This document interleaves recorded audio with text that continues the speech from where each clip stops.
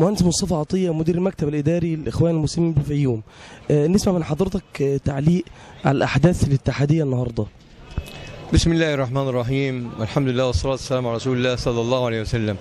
الحقيقة يعني ما يحدث الآن في المشهد السياسي هذه يعني مؤامرة تحاق بمصر، ونعرف خيوطها تماما، ولكن نقول أننا مصرون بفضل الله سبحانه وتعالى على استمرار الثورة وعلى تصحيح المسار.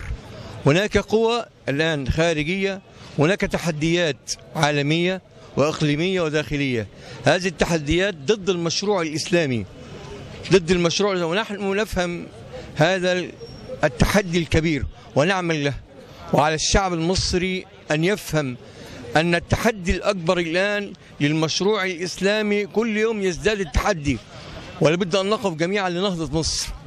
نحن لا نتحامل ولا نكره أحد، نحن نريد توافق العالم كله والشعب كله، لكننا لا نريد ظلما أن يعود الظلم والنظام البائد. هناك الآن مخطط لعودة نظام مبارك مرة ثانية من خلال رجال الأعمال ومن خلال أموال صرح بها نائب رئيس الجمهورية المستشار محمود مكي اليوم والأمس. قال هناك أموال منهوبة تضخ في مصر من أجل إعادة النظام البائد. هذا تصريح نائب رئيس الجمهورية المستشار محمود مكي بالأمس. قال هناك أموال منهوبة منظمة تضخ مرة ثانية في مصر من أجل عودة النظام. هناك مؤامرات تحاق ضد الدكتور محمد مرسي وضد مصر، ولا بد للشعب المصري أن يفهم جيدا أن هناك مؤامرات ونحن لها بالمرصاد. لن نقف إن شاء الله مكتوفي الأيدي، سنعمل على نهضة مصر. وهذا المشروع مشروع الدستور من أجل الحفاظ على الهوية وبناء المؤسسات، ونحن مستمرون إن شاء الله، ونحن بفضل الله عز وجل لن نيأس، وأرواحنا نحملها على أكفنا، لا يشغلنا أحد بفضل الله سبحانه. إن كنا أيام النظام السابق يعني ضحينا بأموالنا ونفوسنا وأرواحنا، فنحن مستمرون على هذا الضرب. هذه رسالة لأصحاب المشروع الفاشل، أصحاب مشروع مبارك النظام البائد الذي يريد أن يعود مرة ثانية. والله الذي لا إله إلا هو لن نسمح أن يعود هذا المشروع الفاشل إن شاء الله، وستنهض مصر مرة ثانية بعون الله عز وجل، ثم بجهود هذا الشعب المصري إن شاء الله. طيب احنا بالنسبه للاعلام، حضرتك في الاعلام بيقول دلوقتي في قولين. بالنسبه للتيار الاسلامي او جماعه الاخوان وحزب الحريه والعداله بيقول ان الميادين ليست حكرا على احد، ولمؤيدي الرئيس الحق في دعمه عند قصر الاتحاديه وفي اي مكان. والطرف الاخر القوى المعترضه تقول ان جماعه الاخوان تبدا ارسال ميليشيات واستخدام العنف. فعايزين نسمع من طرف حضرتك. نحن بفضل الله سبحانه وتعالى أصحاب مشروع إسلامي من طوال يعني العقود الماضية لا نمارس عنفا ونرفض العنف سبحانه وتعالى، ونحن دعوة سلمية ونحن ثورة سلمية، لا نريد عنف ولا نستخدم عنفا بفضل الله سبحانه وتعالى. أيام ما كنا نعتقل، أيام مبارك وأيام جمال عبد الناصر، لم نستخدم عنفا. في هذه الأيام لا نستخدم، حتى مع خصومنا لا نستخدم عنفا بفضل الله سبحانه وتعالى. دعوتنا دعوة سلمية، نحمل الخير لكل مصر وكل المصريين. نحن بفضل الله سبحانه وتعالى نقف لأعداء الثورة بالمرصاد. رغم ذلك التغيير نؤيد التغيير السلمي، ونحمل كل الخير لمصر إن شاء الله تبارك وتعالى. شكرا يا باشمهندس. أستاذ حمدي طه نائب مجلس الشعب عن الحريه والعداله، النهارده بعد احداث الاتحاديه عقد الدكتور عمرو موسى والدكتور محمد بردعي والاستاذ حمدين صباحي مؤتمرا اعلنوا فيه ان ان لما تتوقف اعمال العنف بحسب زعمهم فقد ننتقل من الشرعيه الدستوريه الى الشرعيه الثوريه، وكانه لسان حال تهديد. فتصريح من حضرتك. الحقيقه المشهد كل مصر ما تمر بمرحلة استقرار، الاخطبوط الذي كان يحكم مصر ويستفيد من الفساد الذي كان موجودا في الأوضاع لا يريد لمصر أن تستقر على حال. وراجعوا أحداث كل مفصل بعده تبنى مؤسسات الدولة، ستجدون قبل انتخابات الشعب كانت أحداث محمد محمود، قبل انتخاب الاستفتاء كانت أحداث، عند افتتاح مجلس الشعب المصري كانت أحداث وزارة الداخلية وأحداث أخرى، وأيضا كانت أحداث بورسعيد. هناك اخطبوط يشعر أنه يفقد وجوده في مصر، اخطبوط الفساد. هذا عنده استعداد أن يفعل كل شيء لتعود مصر إلى مرحلة الصفر، وهذا ما لن يحدث. الأمر الآخر، ليس معقولا أن توجد طائفة في مصر أن تحتكر لنفسها أن تعطي الألقاب لمن تشاء وأن تنزع عمن تشاء. فمن كانوا أمس شركاء الثورة وضحوا بأنفسهم ووقفوا في هذا المجال للثورة، الآن تريد مجموعة من المصريين أن تنزع عنهم صفتهم الوطنية وأن تتهموهم بكل نقيصة، في الوقت الذي يعطون صفة الثورية والمدنية لمن كانوا هم أصل الفساد في المجتمع المصري. شوفوا من يتصدر الساحة السياسية الآن، ستجدون كثير من الأسماء اللامعة أين كانت أيام حسني مبارك. للأسف الصحف التي تتحدث في الإعلاء، التي تتحدث ليل ونهار والتي احتجبت أمس، وكان بعض المذيعين يقولون يوم أسود في تاريخ مصر. من سود مصر؟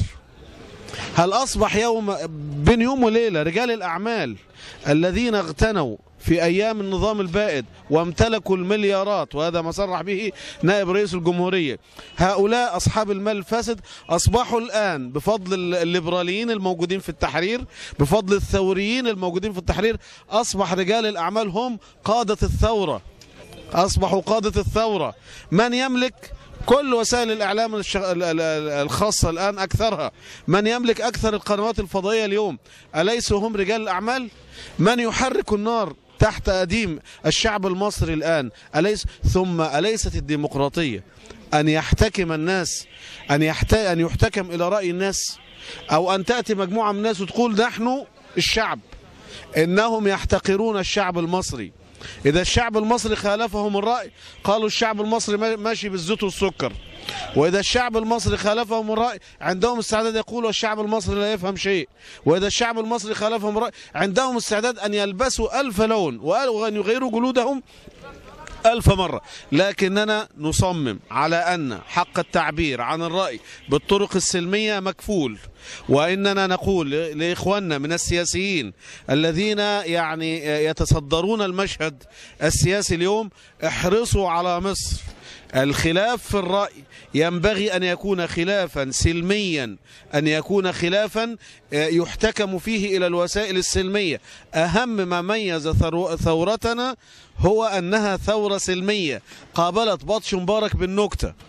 أما مسألة الميليشيات، أنا أؤكد أن أحداث محمد محمود وأحداث السفارة الأمريكية وأحداث حرق مقرات حزب الحرية والعدالة والإخوان المسلمين التي شملت المحافظات كلها، لو كان مقر واحد أو لو كان حدث من هذه الأحداث كان يوما ما وجه ضد أي من هؤلاء الليبراليين أو العلمانيين، لملأوا الدنيا ضجيجا عن ميليشيات الإخوان المسلمين وميليشيات حزب الحرية والعدالة، وأن هذه هي الخلايا النائمة التي كانت موجودة الآن تنشط. الآن نحن نسأل لماذا خرست الألسنة كلها ولم يحدثنا أحد عن الميليشيات الليبرالية التي أحرقت مقرات حزب الحرية والعدالة؟ لماذا خرست الألسنة ولم يحدثنا أحد عن الميليشيات التي أحرقت المدرسة الفرنسية التي فيها النسخة الوحيدة من كتاب وصف نصر؟ لماذا لم يحدثنا أحد عن الميليشيات الليبرالية والثورية التي ألقت الشماريخ وألقت الخرطوش على الناس عشواء؟ لماذا لم يحدثونا على هذا؟ ثم الخيام التي كانت موجودة اليوم، لماذا لم يحدثنا الثوريون الجدد؟ هل الثورية أن يحتفظ في هذه الخيام بالبنجو، بالأقراص المخدرة؟ هل الرصاص الذي أطلق أمس على في المظاهرة التي كانت أمس، هل هذه الثورية؟ هل هذه ثورتنا أم أنها الثورة المضادة لكن بثوب جديد يتقمص شخصيتها هؤلاء الذين كان الشعب المصري يوما يقدرهم ويدخل تحتهم هذا الاخطبوط الذي يهز مصر من تحتها؟ لكن أقول وأذكر، لا بديل لهذا المجتمع المصري لا بديل لكي تستقر الدولة من أن نحتكم إلى رأي الشعب، وما يقوله الناس يسير على أعين، ولا داعي من احتقار الشعب المصري واتهامه كل مرة أنه لا يفهم، أنه بيمشي بالزيت والسكر، أنه شعب هم دول الوحيدين اللي يعرفوا. يجب على الناس أن يصفقوا لهم بالروح بالدم نفديك يا فلان، بالروح بالدم يفديك يا فلان. يا أخي قل رأيك واترك الآخرين يقولوا رأيهم، ثم اترك الناس يقتنعون بما يقتنعون به، لا وصاية على أحد.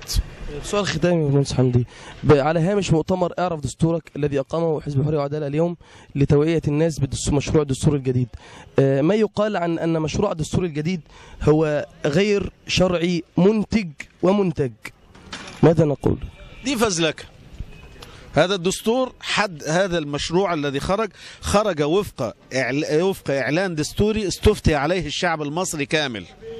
اللي يقول ده غير شرعي نقول له هل أنت الوحيد الذي تملك إعطاء صك الشرعية؟ أنت البديل عمن خرج في الاستفتاء على الإعلان الدستوري؟ هذا سار وفق الطريقة التي استفتي عليها المصريون ولم يخرج عن ذلك بشيء. فهذا هو نتاج رأي المجتمع المصري الذي يرى هذا رأيه، لكن لا نريده أن يلزم به غيره. يقنع أو يريد أن يقنع الناس يقنع الناس، يريد أن ينزل للناس ينزل للناس، لكن بوسائل أخلاقية. بما نفسر أن ينزلوا على الناس نسخا مزورة من الدستور، نسخ فيها محذوف منها مواد ومضاف عليها كلمات ليست من الدستور في شيء. هي دي الأخلاقية؟ طب ما تقرأوا للناس الدستور واقنعوا الناس أن الدستور ده ما يستاهلش، ويذهب الناس إلى صناديق الاقتراع ويقولوا لا. ما الذي يمنع؟ وإذا قال الناس لا يعاد انتخاب جمعية تأسيسية جديدة، الدنيا ليست نهاية المطاف. لكن أن أحتكر أنا الحديث عن الشرعية، فما أراه شرعيا يجب أن 80 مليون مصري يحكمون بشرعيته، وما أراه أنا غير شرعي فيجب على 80 مليون مصري أن يحكموا معي أنه غير شرعي. أين الناس؟ لماذا أكرر التيار الليبرالي الثوري؟ يا جماعة لماذا تحتقرون الشعب المصري؟ لماذا تقولون أن الصواب هو ما نقول والخطأ هو ما نخطئه؟ يا جماعة اتركوا للشعب المصري، أنتم بشر لستم لا أدري ماذا أقول يعني، ما هم طبعا أكيد مش ملائكة يعني. إذن فحزب الحرية والعدالة يرى التمسك بقرار الرئيس وانتظار يوم 15 من هذا الشهر الجاري لوضع معيار لحسم الأمور بين القوى المؤيدة والقوى المعارضة، ولتكن الكلمة للشعب. ليخرج الناس يقولوا رأيهم في هذا الدستور، وأن يكف هؤلاء عن التزوير فلا ينزلوا للناس في الساحات. ده حجة الضعيف، حجة الخايب. ينزل دستور مزور غير الدستور، يراجع الناس النسخ. النهارده الأهرام نزلت نسخة الدستور، وأمس الحرية والعدالة نزلت نسخ الدستور، ووزارة الإعلام وزارة الثقافة ستنزل نسخ الدستور.